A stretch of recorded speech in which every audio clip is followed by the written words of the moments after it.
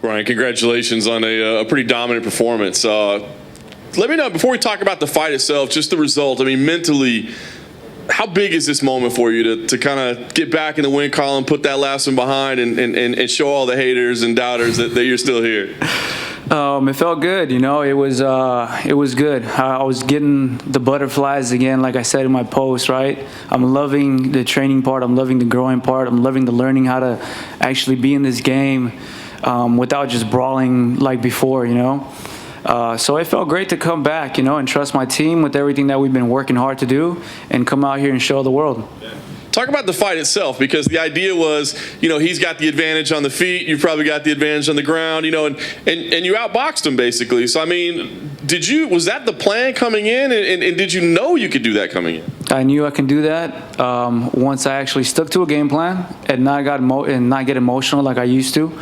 And of course, man, like I've been working with these guys for a while now, you know, while everyone has been watching the UFC and everything, and I kind of disappeared from the face of the earth. I was in the freaking dungeon right there, down there, just grinding away, looking at these fights and going, don't worry, I'm going to have my time. I'm going to have my time. I'm going to have my time. And I just kept with that mentality, you know. I started hiring people and who specialize in certain things that will do great for my career. And I started hiring these people, and now we have the whole team set. One big highlight was that spinning elbow that you landed. Was that something that you had game planned coming in, or just something you saw on the fly? No, man, I was one in the back saw me working on it, you know, especially learning Muay Thai now and all that. Shout out to Kevin Ross, who was working out with me a lot for this camp, and we started practicing these elbows. So we know what's next, a title shot, or at least that's what we assume right now. Yeah. Obviously, nothing's done until it's done. But have you started scouting Volkanovski yet? As you said, you've been watching all these fights. So have you started scouting him? And I guess without giving away a game plan, where do you feel like you have an advantage? What do you see? I mean, I watched his fights, both of his fights with Max. You know, obviously after that, I had to watch it.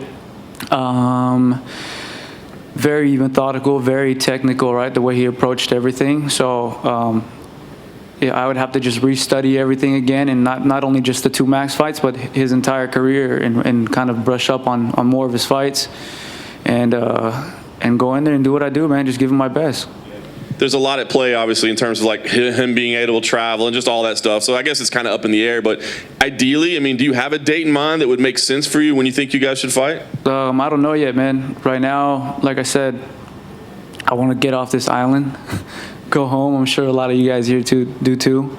I feel for you guys, you know. I'm only here for 1 week, but damn, you guys are savages. But yeah, man, I just want to go home right now. I want to go home. I want to see my family. And then maybe in a week's time, have Tiki Gossin go talk to Dana and work something out. Last thing for me, I mean, obviously you're going to want to enjoy this moment. You got a title shot lined up next, but I wonder, is a Holloway rematch something that you feel like you have to have at some point in your career, or does it not matter? I said this in the beginning, in the very, very beginning when the fight was first set up. We will meet again, you know. He's going to stay at the top. He's not just a guy that's going to drop right off the bat and just kind of spiral down his career, you know. I'm not a guy that's going to just fall off like that. Clearly tonight I showed the world that that's not me. So he's going to stay in the top. I'm going to be in the top. Volkanovski's going to be in the top. And believe me, we're going to have some rounds with all of us. You know, we're going to keep you guys entertained. What's up, Brian? I'm curious. I know it's a bit of a cliche question, but was there anything the Korean Zombie did in there or didn't do in there that sort of took you off guard? No. Everything. We've literally studied this guy to the T. I even ate Korean barbecue. Fair enough. That help? Yes. Kimchi, brother. Obviously, you surprised us all at the weigh-ins when you shaved the hair. I understand it's for charity. I'd like to give you an opportunity to tell us about it and tell us the thought process into doing that. So we were cutting weight. I've been wanting to cut my hair for a while. Not completely bald, but at least, you know, I trim a little bit or go back to the slick back Brian or something, you know. Just training. I understand now why some of these girls cut their hair off, man. After every run, I got to just rebundle it up and put it this and that and showering and this. Just a freaking hassle. I do miss my looks with it, you know. I'm not going to lie, you know. My looks, I miss them. But I was cutting weight, and I was like, bro, I feel like shit. and there's some people who are going through some things right now. You know, like I did with the Mauiola. I visited countless of children's hospitals. Met a lot of kids who were sick with cancer, and the stories that you would see will always stay with me. You know, walking in these rooms, playing tough and making them smile, and walking out and crying your freaking tears out because you know these stories, you know. And I was suffering during the weight cut, and I haven't had a weight cut in over 2 years. And while I was suffering, I was like, man, I have to deal with this for a little bit. Some people don't have that choice. They have to deal with it every day. And I was talking about it while I was in the tub cutting weight. I was like, man, like, I don't know how some people lose weight like this constantly and go through all these therapies and everything. And maybe I was in my feelings, right? And I got emotional when I cut weight. But I was like, yo, man, I go get me the clippers right now.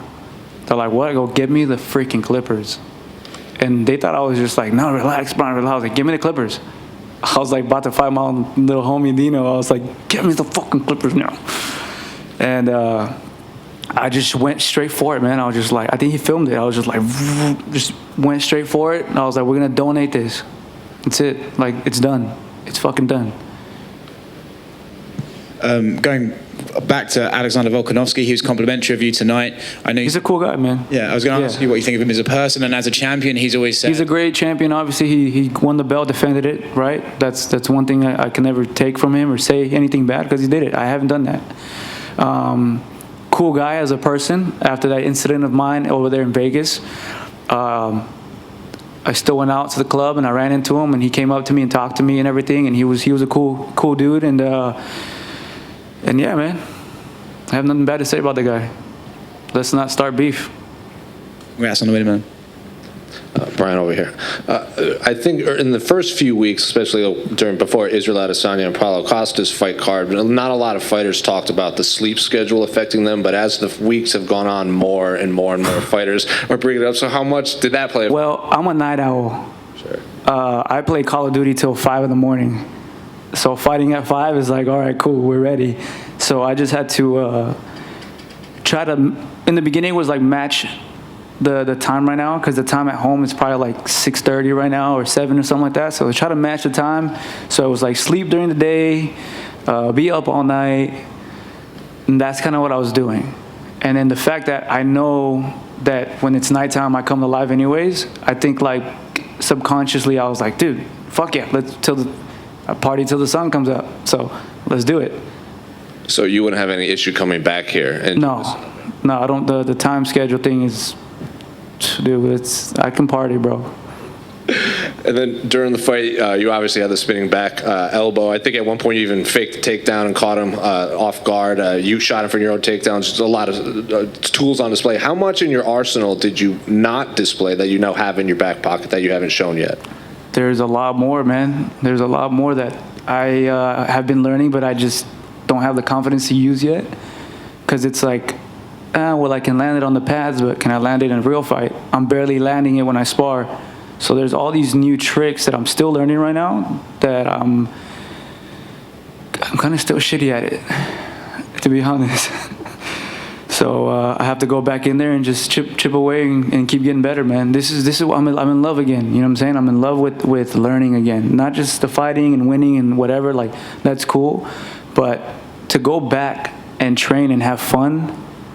That's why I started this. That's why I love what I do, because the fights, I hate fighting, bro. I've said it all the time. Like, fighting gives you all this nerves and this fucking roller coaster, and you're like, fuck, like right now, I'm glad it's over. Go back home to life. The training is where it was at for me, to be able to live my life like that, you know? To be able to live my life in a way where I can wake up, train every day, get better, and this is the only the price I have to pay. Go in here, fight, get your job done, go home and redo it again, and I can feed my family like that. I'm happy with that, you know, and I took it, but I lost that before, and now I have it back. And one final one. I think we've obviously been talking about this fight for the better part of a year. Now it's over. I think a lot of the narrative was he might have the advantage on the feet, you would have the advantage on the ground, but you pretty much won the whole fight on your feet. So does that make this one even more satisfying? Yeah, I mean, I knew I was good with my stand-up. I just knew I needed direction. Now that I have it, it feels good to test it now against legit strikers in this game who are feared for their striking and dominate them the way I did. was just confirmation that everything that I'm doing with all my guys is going good. T-City, congratulations on the victory. Say the Lakers, you love the Lakers, please. Schmo loves the Lakers. Yes, thank you, Shmo. With what you know now, how different would a fight again with Max Holloway look? It would just look different, man. I'm not here to promote anything or say this and that. I just know I'm a better fighter than I was when I fought him, and it would go a lot different. Will you keep the head shaved, or will No, you? I'm growing my hair back. My hair is growing back. All right. I can't stay baller, brother.